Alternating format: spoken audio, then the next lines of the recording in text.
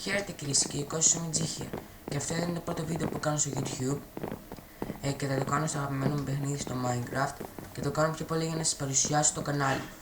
Το κανάλι μου λέγεται Gaming Forever, από αυτό φαίνεται ότι θα κάνω για games πιο πολύ και tutorials και ξεκινάει, θα κάνω βίντεο για Minecraft, LOL, Smite, GTA και άλλα παιχνίδια, αλλά πιο πολύ θα κάνω Minecraft. Το κανάλι θα ανεβάζω βίντεο εγώ και άλλοι δύο φίλοι μου.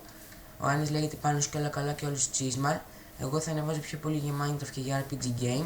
Ο Πάνος για Yombox που έχει 6. Όποιος δεν ξέρει τι είναι Yombox που έχει 6 είναι mod του Minecraft. Μετά αυτά για το κανάλι μου πιο πολύ. Θα ανεβάζω όμως και κάποια tutorial που θα έχουν σχέση για το Minecraft, δηλαδή πώς να μεταστήσετε κάποια mod ή πώς να αγοράσετε το Minecraft. Και θα βγάλω βίντεο για το server μου, θα παίξω survival Minecraft. Αυτά πιο πολύ για το κανάλι μου. Τα άλλα παιδιά δυστυχώς τέτοια ώρα Σαββατοκύριακο μεσημέρι δεν μπόρεσαν να είναι μαζί μου. Αυτά από μένα. Αυτό το βίντεο να ξέρετε ό,τι άλλο παιχνίδι θέλετε να το βάλετε, να βάλετε σχόλιο σε αυτό το βίντεο, γιατί αυτό το βίντεο θα το χρησιμοποιώ για να βλέπω πιο πολύ τις απόψεις σας. Βέβαια θα βλέπω και τα άλλα βίντεο, αλλά πιο πολύ θα βλέπω αυτό. Okay, να πάμε. Αυτά από μένα.